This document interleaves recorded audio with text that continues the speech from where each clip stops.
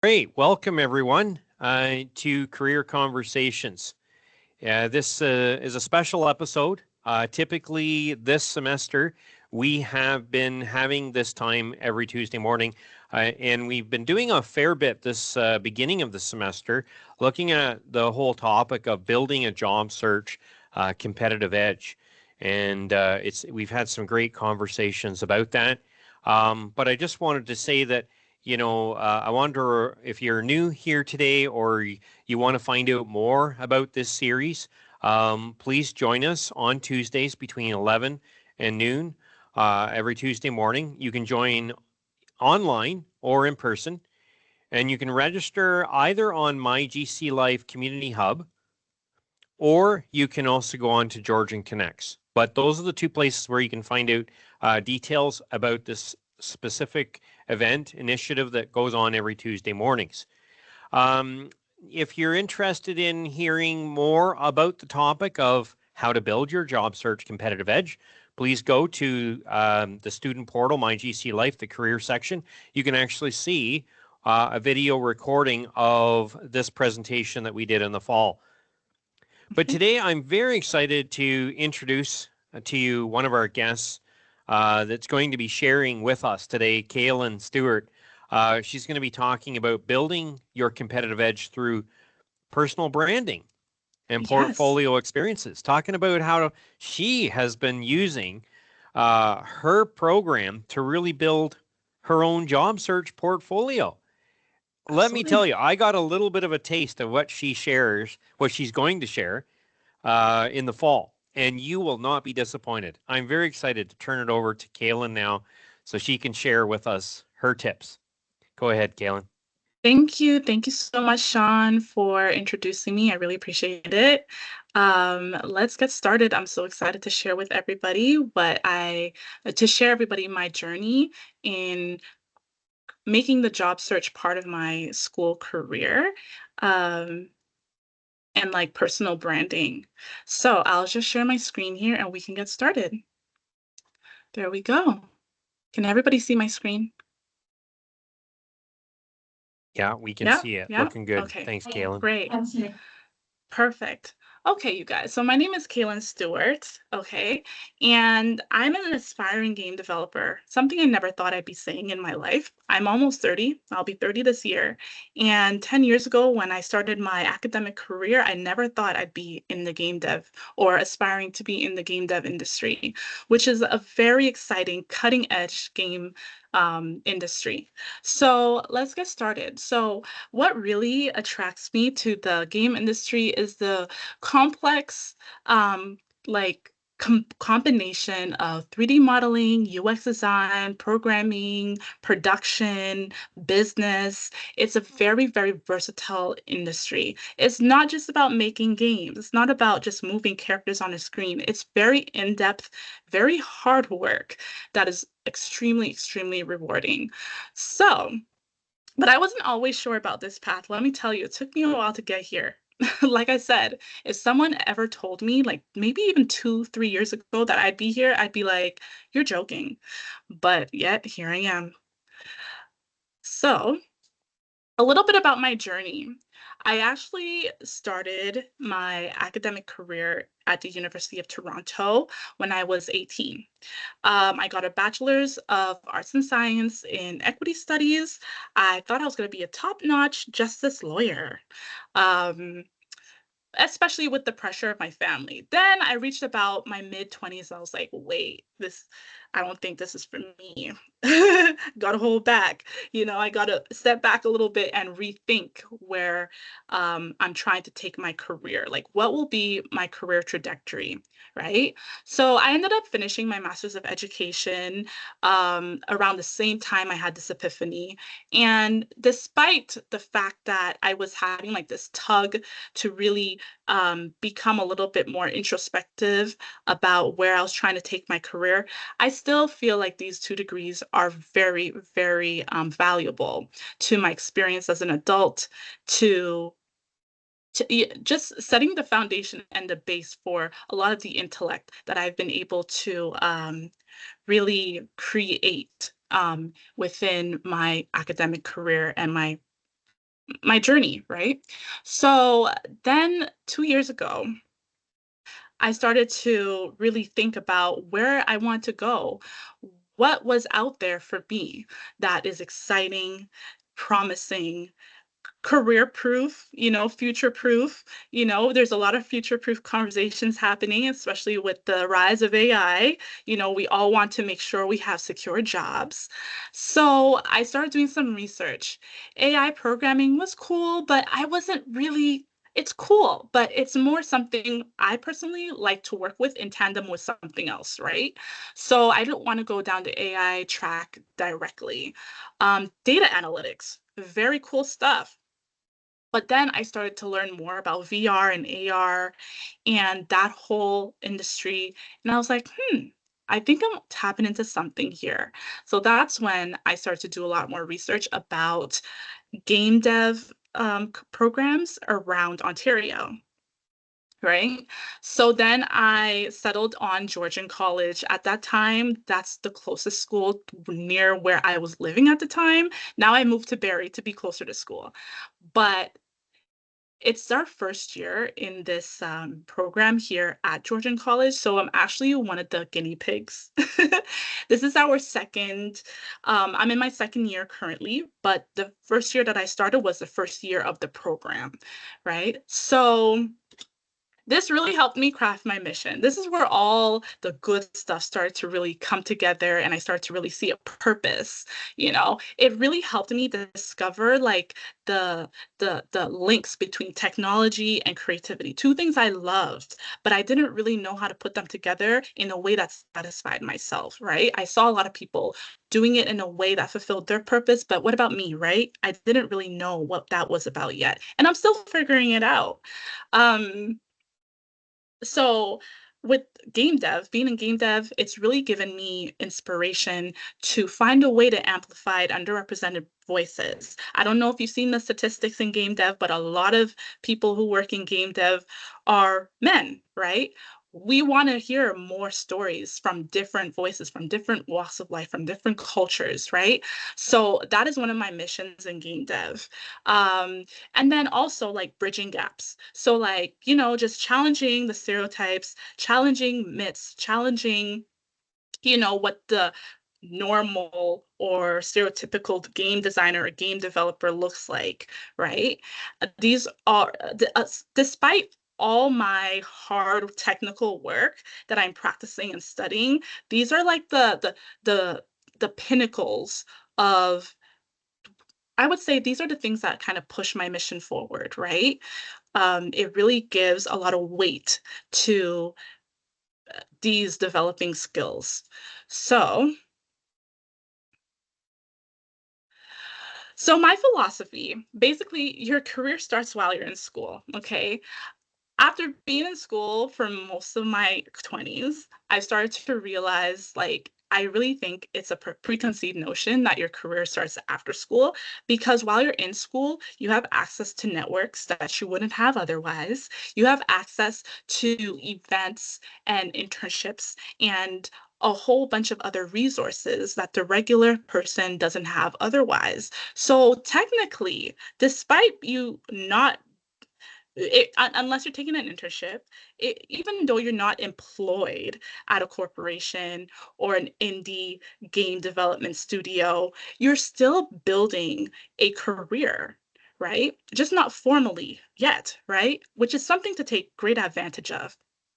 The connections you build, the projects you work on, the skills you develop all contribute to your future opportunities. The internships, the freelance work, the networking events can give you a head start by the time you graduate. So you're not starting, when you graduate. You're already on that path. How I personally applied that mindset was like, I took internships wherever I can find them. I worked on, or I'm currently working on personal projects. And I'm treating school like it's my work, like it's a launching pad rather than just an academic requirement, rather than just a grade. My professors are people I work with. They're my bosses. My classmates are my coworkers. It's much deeper than just being a student, right? So networking, I already mentioned, like you can go to events and things like that, but internships can be a little bit difficult to find, especially in this day and age where there's a lot of um, economic or employment fatigue. I'm sure we've all heard the stories of people submitting hundreds of resumes and not getting any calls back, right? It can be a little bit difficult, but I was lucky enough to find a really cool platform. It's called Ripen Level Up. Sean knows about it as well. And essentially, it's for students currently in school. If you have an enrollment letter, you're good, okay? So I suggest definitely doing a quick Google search on Ripen. They have cohorts every couple months where they do an intake of students. And what you have access to on their platform essentially is a database of employers looking for students like myself, like you, to fulfill internships. And it's a very centralized platform. So everything is all in one place. You send all your applications in one place and you hear from the employers within a week or two. It's very streamlined and it's very efficient and very convenient. So I'm glad you love the networking point. Yes. The more you network, I'm telling you, networking will help you build your career family, if you know what I mean. Because it can get deeper than just networking, right? A lot of people see networking as using people. It's really not. You're actually building relationships. And if you know how to hone in on like the really likable parts of yourself, the parts of yourself that make people laugh, that's charming, that's relatable, you can build lasting friendships through networking, right? So networking just gives you like the business space, but it's a launching pad to so many deeper and meaningful relationships. So I believe I did mention the ripe and paid internships. These are the timelines through which I was able to achieve the past 4 internships that I have on my resume currently. And these are some personal projects that I've created. Here's a 3D project of like this octopus lady that I created last semester. It was very cool. My professor was all over it. Here's some more angles on her. Um, And then this is also like some screenshots of some UI that I've been working with in my game dev studio team, capstone student team, for a game called Chick Fight, which by the way, we'll be showcasing it at the Rise event on April 2nd. So come through if you can. But these are just some UI screens that I was able to create. And just to reiterate, I work with like my teammates aren't just my um, students. Like they're not just other students in school. We're actually working like we're in a business, right? So we have 3D modelers, we have programmers, we have sound designers, we have UI designers, we have 2D artists, and all across the board, we've learned to collaborate and integrate our skills with each other in a very efficient way, right? Um, I should mention too, not only am I like the UI designer of this team, but I'm also the game producer. So I've really been able to like hone in on my leadership skills. So, so I think that when it comes to building your personal brand, you have to be authentic, you know. Um, People are drawn to authenticity, right? People are drawn to someone who has a strong personal brand about themselves. And that's built on like the strengths you already have. Whether it's your sense of humor, your kindness, your passion, all these can be leaned into to build really strong professional relationships. Remember what I said, networking is not just about using people as stepping stones to get to a desired destination. It's about building meaningful relationships throughout your career. Okay. So, in networking, job interviews, or even team projects, leading with the parts of yourself that people enjoy actually makes collaboration easier and more impactful. And Yeah, like it's about who you are, not just what you do. And also, likability fosters meaningful relationships, right? So, I want to ask everybody, what is your secret sauce? Like, what is the sauce? What is the secret ingredient that when people look at you, they're like, that's Sean, that's Cailyn, that's Jose. You know, everyone has something unique to offer. Okay. Your secret sauce is a combination of your skills, your personality, your experiences that make you irreplaceable. Okay. So it's important to recognize and own what sets you apart from other people, whether it's a skill, whether it's a particular perspective that you have, whether it's a way of relating to people and making them feel heard, um, being a great leader. So, understanding as a leader, you're not being a dictator, right? But rather, you are learning from the people you're following, and the people that are following you are learning back from you. So, it's like a synchronous relationship. Just at the end of the day, whatever skills set you apart, just know that nobody can do you like you can, right? So, in a competitive world of tech and gaming, it's about standing out, right? But it's not just about having the best resume, it's about your uniqueness. How are you showcasing your uniqueness? Some really cool things that I've come across the last few months, especially with like connecting with people on LinkedIn, is that people are creating gamified portfolios. That is, they're creating 3D immersive experiences that people can land on a web page and play the game and explore their portfolio through health points, experience points. And these types of portfolios are catching employers' eyes right off the bat. Um, so I encourage you to reflect on your own secret sauce and how you can use it to your advantage. Yeah.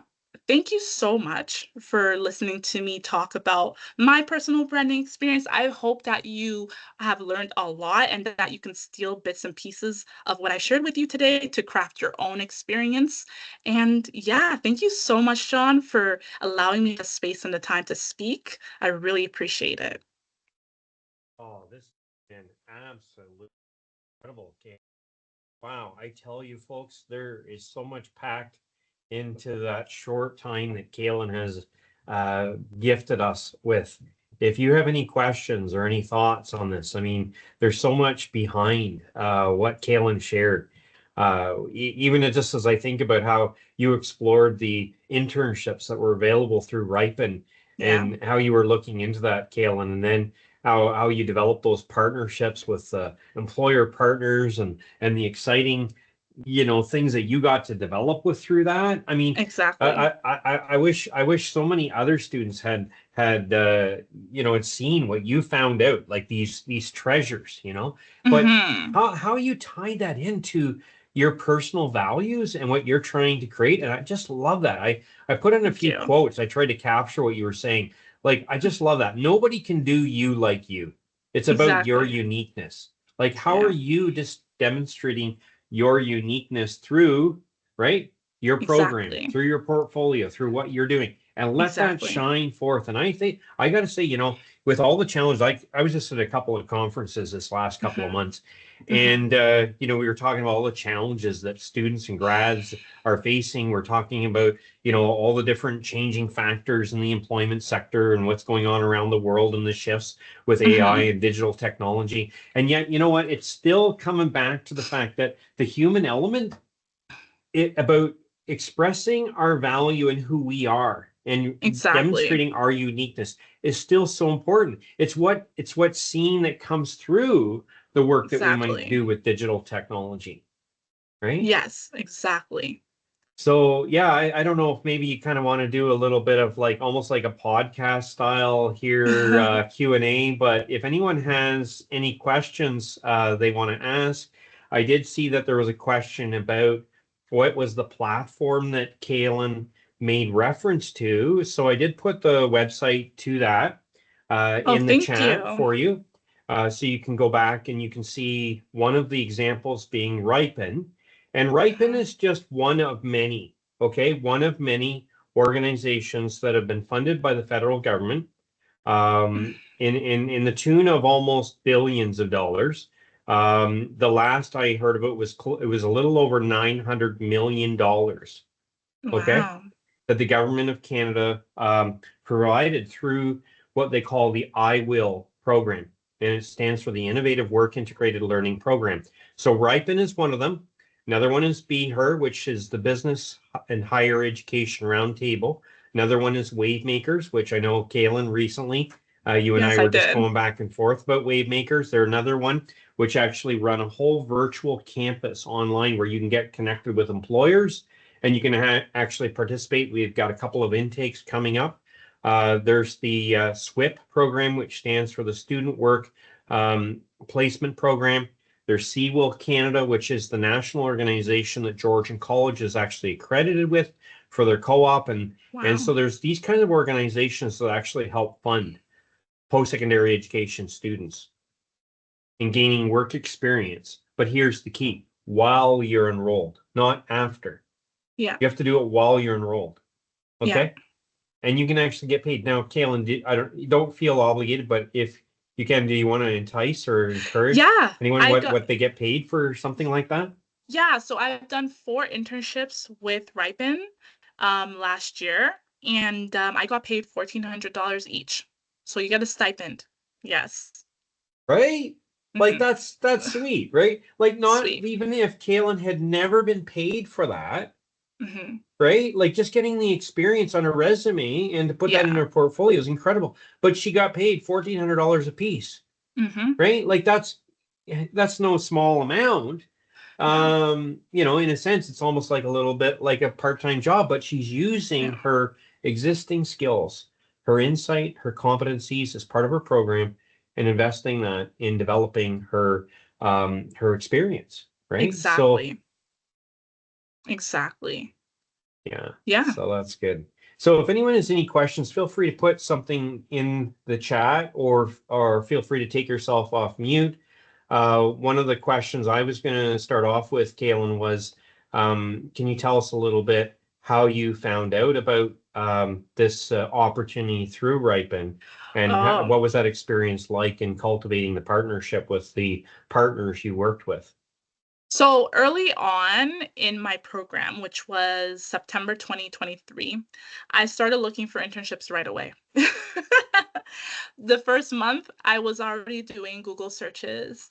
Um, this came from a place of already having been through, post-secondary schooling and like I had a moment of reflection before I started the program where I was like, I'm going to use every resource available within my capacity or my time frame to really optimize my college experience, right? So that was where that was coming from. I think I had applied for Ripen maybe in October. No, when did I apply for Ripen? I think I had applied maybe in December. And then I believe around the same time I was looking for a job and I stopped by the career center and that's when I met you, Sean. And you and your colleagues, like you guys helped me put together a really great resume. Like I was having a bit of like it was kind of like a mini tutorial in resume writing, and it really helped me so much. But then you and I stayed connected, and you started sending me things, and Ripen was one of them. And I was like, well, what do you know? I already like applied to this, and that gave me even more of the push. So I reapplied because I was like, okay, maybe they forgot about me because I applied months ago.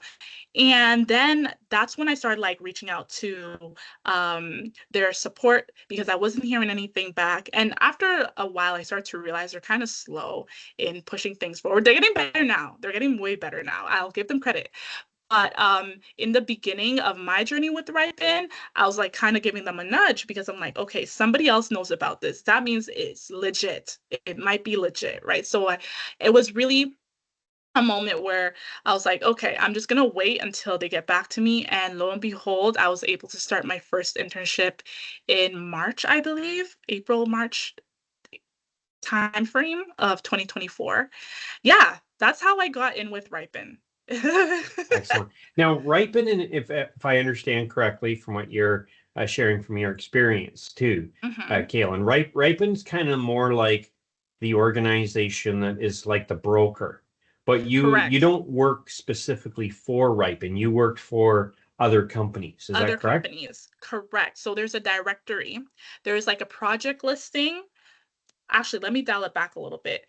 Once you get accepted into the platform, there are invites that you receive to get into cohorts. So cohorts are time frames for different projects, um, like what's the word I'm looking for? Yeah, for different project deadlines, right? So they Mm, typically the projects are from anywhere from 4 to 8 weeks, depending on the cohort length that Ripen has pushed out. And yeah, so there's a directory of employees. When you get invited, you're able to see all sorts of experiences from art, graphic design, business, social media, programming, mobile development, web development, like so many things, charity. There's so many, there's always a wealth of jobs to choose from. Yeah. mm-hmm, mm-hmm. Yeah, that's great, Cailyn. Maybe you could Yeah. just stop sharing your screen now for a moment. Yes. We'll be able to see the bigger view a little bit there. But yeah, so if you think about that, folks, like it's an opportunity where you can meet other companies, right, through these organizations like Ripen.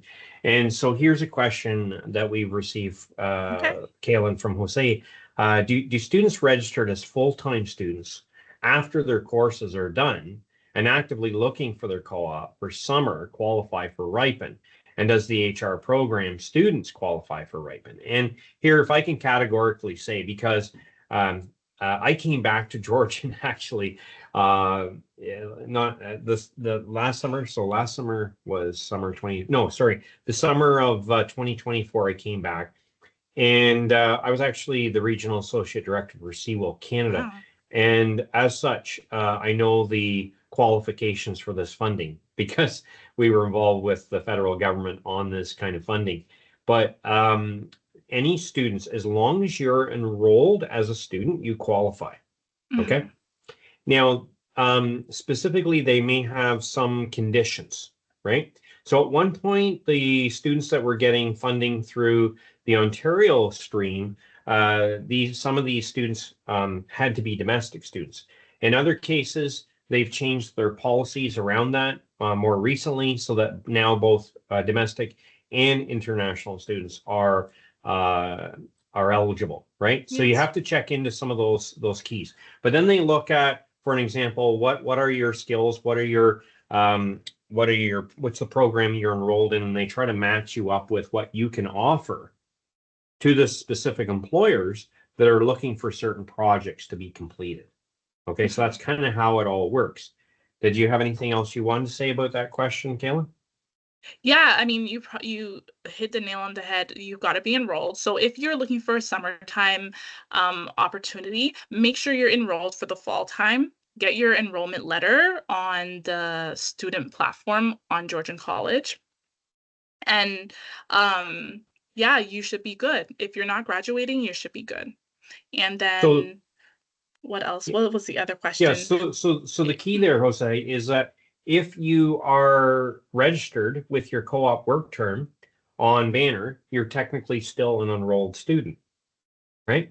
It's just if you're in a co-op, your your commitment's going to be full-time working in that job as a co-op, but there's nothing stopping you from doing additional work on top of that, right? Just like as if you were taking courses full-time, you could still do a part-time job, which would be like this kind of online virtual internship that you could do with a company to actually help them achieve some projects or some tasks or some initiatives. Okay. I would assume ripen projects don't qualify for co-op. Right. I'm not Exactly. sure. Yeah, No, no. normally they would not, Hosai, because a co-op must be a full-time commitment, and it must also require you to achieve certain learning outcomes for your program. Now, that being said, that's what I would say on the most part. However, if Ripen actually sets you up with a company who said, yes, we need a project done that's going to require full-time hours for a 4-month period. And yes, it's within the HR set of learning outcomes, then there's a possibility that could qualify. You would just have to submit your request to your co-op consultant in order to get confirmation on that. Okay, so I'm not saying categorically no or categorically yes. There's some conditions that would have to be met there, right? Are there any other questions? Super. Yeah, that's good. Yeah, well, thank you so much, Cailyn. You're This has been welcome. actually really, really insightful. And I'm You're sure that welcome. this is one presentation I think many of us are going to want to come back to at a later point. So My pleasure. thank you for putting some very meaningful, inspiring thoughts together today on this topic. And You are most welcome. we wish you all the best in your future as you continue building in your program. And I know with these kinds of experiences now as part of your portfolio, right, in both a real and digital way, Yes. it's going to open up incredible contacts for you in the future. Thank you so much, Sean. It's always a pleasure. Thank you. All right. Okay. And yeah, So thank you, everybody. Thank you, Jose, for taking time out of your day during this snowpocalypse to join us. Okay. so